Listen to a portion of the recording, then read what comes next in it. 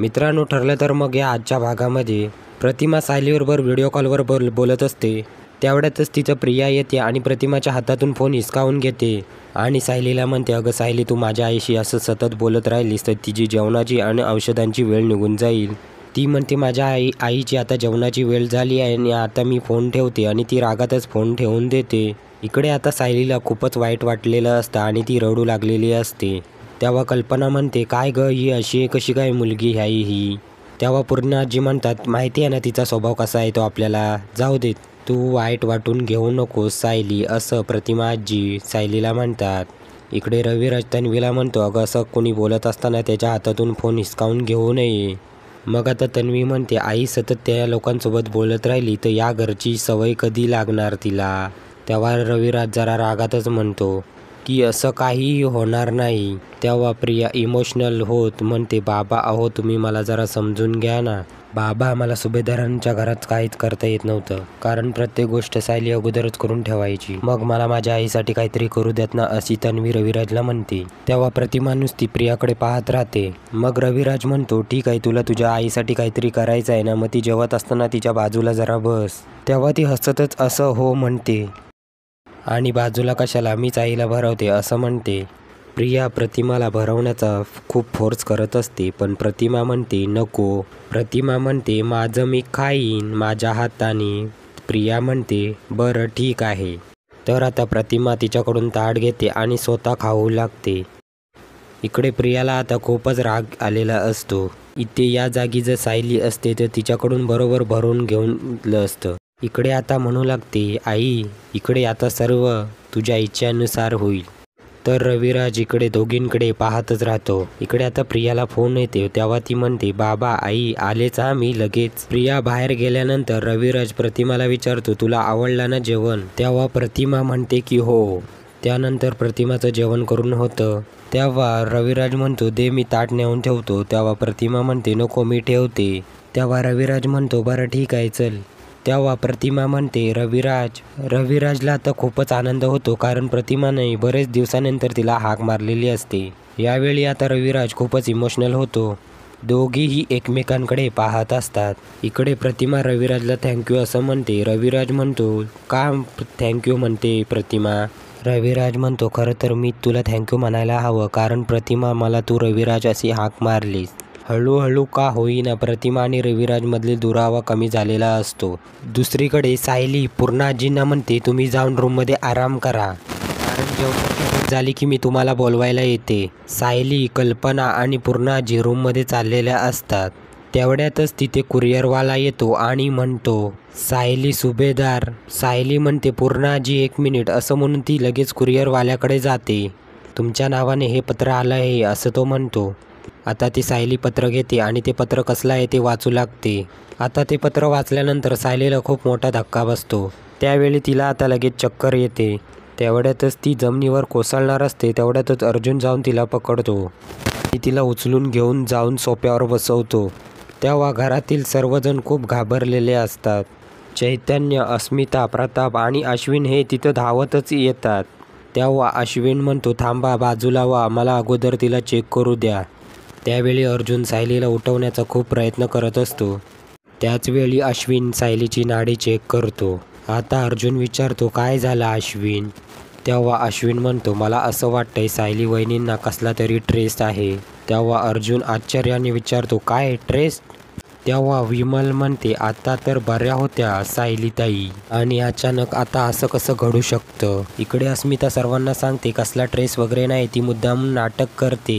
हे असं बोलल्यानंतर अर्जुन अस्मिताकडे खूपच रागाने बघत असतो. इकडे सर्वजण तिच्यावर भडकतात, सायली शुद्धीवर नाही आणि तुझं काय चाललंय हे सगळं. इकडे अर्जुन सायलीला खूप उठवण्याचा प्रयत्न करत असतो. सायली, अगं उठ ना, काय झालं तुला? त्याला खूप आता तिची काळजी वाटू लागलेली असते. तेव्हा हळूहळू सायली डोळे उघडते. तेव्हा अर्जुन विचारतो, काय झालं सायली? त्यानंतर सायली उठते आणि शुद्धीवर येते आणि त्या पत्राकडे बोट करते. अर्जुन ते पत्र आता आणतो आणि वाचू लागतो. घरातील सर्वांना आता खूप टेन्शन आलेलं असतं. घरातील सर्वजण अर्जुनला विचारू लागतात, अर्जुन काय झालं? तेव्हा प्रताप विचारतो, अरे अर्जुन काय झालं बाला? त्यावेळी अर्जुन म्हणतो कोर्टाची नोटीस आली. तेव्हा अश्विन विचारतो कसली नोटीस रे अर्जुन दादा. अर्जुन लगेच म्हणतो वात्सल्य आश्रमावर जो स्टे आला होता तो त्यांनी काढून टाकला आहे. हे ऐकल्यानंतर सर्वांना आता खूपच मोठा धक्का बसतो. तेव्हा अर्जुन म्हणतो महिपत शिकरे हा कधीही तो आश्रम पाडू शकतो. आता सायली ही खूप रडत असते आणि पटकन उठून ती अर्जुन समोर हात जोडते आणि म्हणते काहीही करा पण माझा आश्रम वाचवा. तेव्हा अर्जुन म्हणतो काही होणार नाही सायली तू एकदम शांत राहा बरं. तेव्हा प्रताप म्हणतो अर्जुन मला दाखव बरं ते. तेव्हा सायली अर्जुनला म्हणते प्लीज माझ्या घराला अजिबात धक्का लावू देऊ नका. मधुभाऊ ऑलरेडी जेलमध्ये आहेत आणि त्यांना जर याबद्दल समजलं ते पूर्णपणे खचून जातील. प्लीज सर काहीही करा. तेव्हा अर्जुन म्हणतो काळजी करू नको सायली मी आहे ना. मी करतो काहीतरी नक्कीच काहीतरी गडबड आहे. मी जाऊन चेक करतो. मग तो सायलीची सर्वांना काळजी घ्यायला सांगतो आणि मग तो स्वतः निघून जातो. दुसरीकडे नागराज आणि प्रिया महिपत आणि साक्षीला भेटायला आलेले असतात. प्रिया अण्णाला म्हणते डायरेक्ट तुम्ही सायली आणि अर्जुनला कोर्टाची नोटीस पाठवलीत हे खरंच खूप छान काम केलात तुम्ही. तेव्हा महिपत हसतो आणि म्हणतो आता बसले असतील कुठल्या तरी बिळात लपून. मग त्यावरती सर्वजण हसत असतात. तेव्हा प्रिया म्हणते सायली बसली असेल आता रडत कारण तिच्या लाडक्या प्रतिमाला मी तिच्यापासून कायमचं दूर केलं ना. पुढे आता ती म्हणते की अर्जुन आणि सायलीची सर्व बाजूनी अगदी हार होते. त्यावर नागराज म्हणतो आपली सर्व बाजूनी जीत होते. त्यानंतर सर्वजण आता गप्पा मारत असताना अचानक गाडी थांबलेल्याचा आवाज येतो. तेव्हा साक्षी लगेच बाहेर जाते. नक्की कोणाची गाडी आहे तिला समजत नाही. आता साक्षी बाहेर पाहते तर अर्जुन गाडीतून खाली उतरत असतो. साक्षी धावतच आत येते आणि सर्वांना सांगू लागते अर्जुन आलाय. प्रिया आणि नागराज लगेच ताड करून उठतात. काय असं मोठ्याने ओरडतात.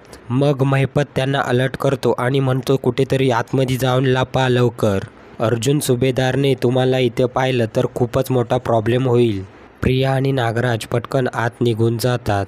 इकडे अर्जुन महिपतच्या घराजवळ आलेला असतो आणि त्याच्या हातात नोटीस असते. अर्जुन आता घरात एंट्री करतात महिपतकडे रागाने पाहत असतो. आता महिपत म्हणतो या अर्जुन सुभेदार या. वकील साहेब आमच्या गरिबाच्या झोपडीला तुमचे पाय लागले काय काम काढलंस. मग अर्जुन त्याच्यासमोर ती नोटीस फेकतो आणि म्हणतो हे काय आहे. त्यावर महिपत म्हणतो काय आहे म्हणजे तुम्ही वाचलं असेल ना. आणि म्हणतो ही तर कोर्टाची नोटीस आहे. हिचा कोणी असा अपमान करतं का. न्याय देवतेने पाठवलेली नोटीस आहे. तुमच्यासारख्या शिकलेल्या सवरल्या लोकांना समजायला हवं की ही नक्की कसली नोटीस आहे ती. असं म्हणून तो नोटीसच्या पाया पडतो. आता अर्जुन हा खूप रागाने महिपतकडे पाहत असतो.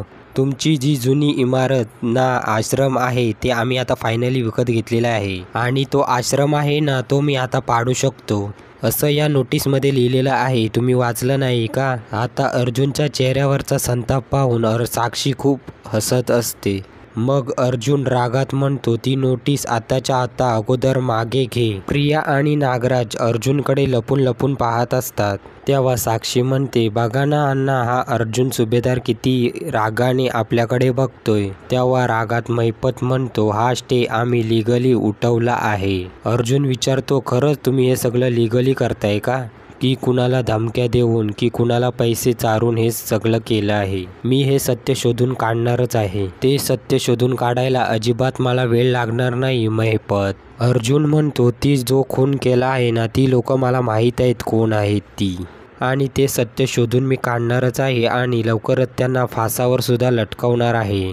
त्यामुळे तू मला सांगू नको काय करायचं आहे ते. पुढे आता साक्षी म्हणते आता तो आश्रम तिथे अजिबात राहणार नाही.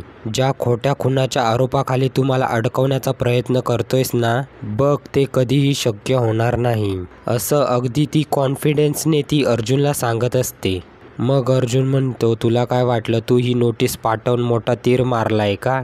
पण एक गोष्ट लक्षात ठेव महिपत शिकरे तुझ्यासमोर कोण उभा आहे अर्जुन सुभेदार. असं म्हणून तो महिपतला चॅलेंजच करतो की तो आश्रम मी पुन्हा मिळवणारच. असं म्हटल्याबरोबर महिपत अर्जुनचा हात लगेच खाली घेतो आणि मग महिपत म्हणतो कायदा आम्ही पण जाणतो हे लक्षात ठेवा अर्जुन सुभेदार.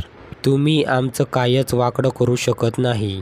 महिपत अर्जुनला तू हारला आहेस असं म्हणतो. आता अर्जुन म्हणतो हे तू ठरवू नकोस महिपत की मी हरलो आहे की जिंकलो आहे ते. तो म्हणतो आपण आता कोर्टातच भेटूया समजलं.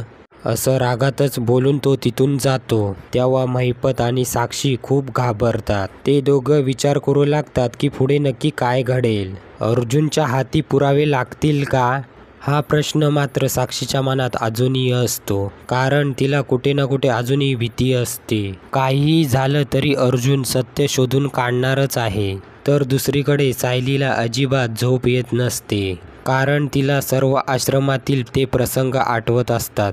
आणि मग ती बिचारी रडत असते. पुढे आता ती झोपत नाही. ती रूममध्ये इकडून तिकडून फिरत असते. त्यावेळी आता तिला पुन्हा ते क्षण आठवतात. हे सर्व आठवून सायलीला प्रचंड त्रास होत असतो. आता कशा प्रकारे हा आश्रम वाचवता येईल हाच विचार तिच्या मनात सतत असतो. ती म्हणत असते की हा आश्रम पाळला जाणार आहे ही कल्पना मला करवतच नाहीये. ही गोष्ट जर मधुभाऊंना समजलं त्या अगोदर मला काहीतरी करायला हवं. तेव्हा ती विचार करते कुसुमताई बरोबर बोलले तर मला जरा आधार मिळेल. या विचाराने ती लगेच फोन हातात घेते आणि कुसुमला फोन करत असते. तर मित्रांनो पुढील भाग पाहण्यासाठी आमच्या चॅनलला लाईक शेअर सबस्क्राईब नक्की करा आणि हा पार्ट तुम्हाला कसा वाटला कॉमेंट करून नक्की सांगा.